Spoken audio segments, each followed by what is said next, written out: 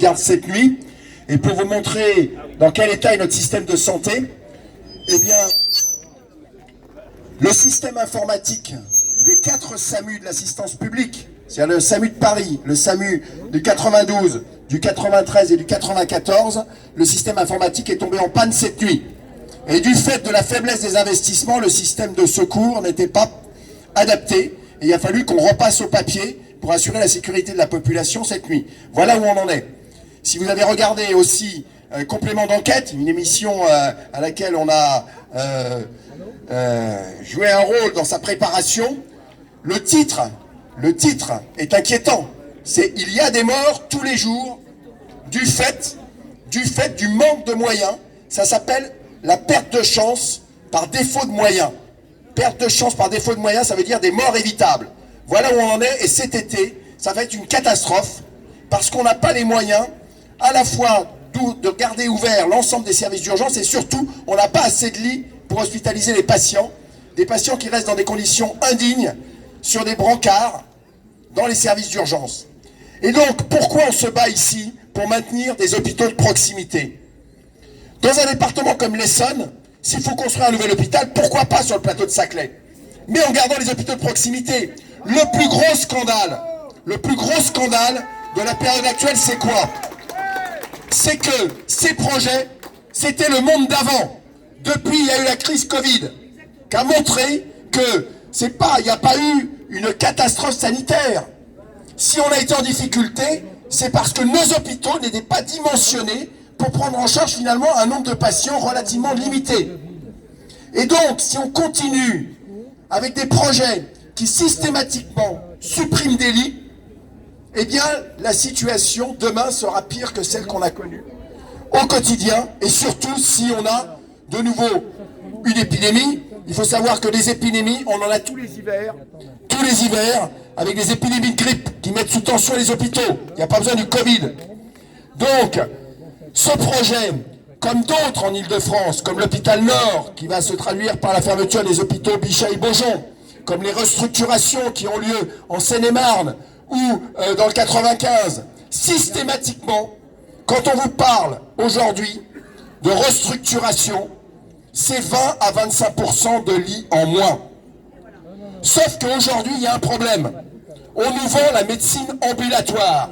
C'est le projet de l'hôpital de Saclay. C'est quoi la médecine ambulatoire? C'est très bien pour 20% des patients, en particulier en chirurgie, parce qu'on a fait des progrès, et qu'on puisse rentrer le matin et sortir le soir quand on a un acte chirurgical classique, c'est très bien pour tout le monde. Ça évite de rester trop longtemps à l'hôpital et de choper une infection, et on est mieux chez soi, avec une petite limite, c'est que c'est pas vrai pour tout le monde. Quand on vit seul, qu'on est âgé, qu'il n'y a personne pour s'occuper de soi, pour faire les courses, pour faire la toilette, vaut mieux rester quand même à l'hôpital. Voilà. Or aujourd'hui, la logique, c'est de faire sortir le plus rapidement possible les malades de l'hôpital. Donc, on n'est plus dans cette période où on a prévu cet hôpital de Saclay, avec la fermeture des hôpitaux de proximité, et c'est pas que la fermeture, c'est y compris la vente au privé, et la vente à des margoulins du privé, parce qu'il y a eu le scandale de l'Orpea, et demain il y aura le scandale de Corian. Voilà. Et qu'est-ce qui va se passer dans votre département si on ferme les hôpitaux de proximité, avec cet hôpital de Saclay qui ne sera pas en capacité d'assurer l'accueil de l'ensemble des patients? Eh bien, on laisse la place pour le secteur marchand, les cliniques privées à but lucratif, cliniques qui aujourd'hui coûtent très cher aux patients et à la sécurité sociale. Voilà. Pourquoi? Ils coûtent très cher aux patients parce qu'il y a les dépassements d'honoraires. Et ils coûtent très cher à la sécurité sociale parce qu'ils sélectionnent les patients rentables. Ils laissent au secteur public ceux qui ne sont pas rentables. Et vous savez, qu'on soit pile ou contre le marché, quand on laisse des investisseurs dans le secteur de la santé, leur objectif, c'est pas d'offrir le meilleur service à la population, c'est de maximiser le retour sur investissement pour les actionnaire. Voilà, on a vu ce que ça donnait pour Orpea, on a vu ce que ça donne pour les centres dentaires et ophtalmo, pour les centres de soins non programmés avec le scandale là, du COSEM. C'est-à-dire qu'aujourd'hui, la politique qui est menée, c'est ouvrir le marché au privé. Alors, pour pas être trop long, moi j'ai une proposition aujourd'hui. Il y a des luttes un peu partout, en France et en Île-de-France.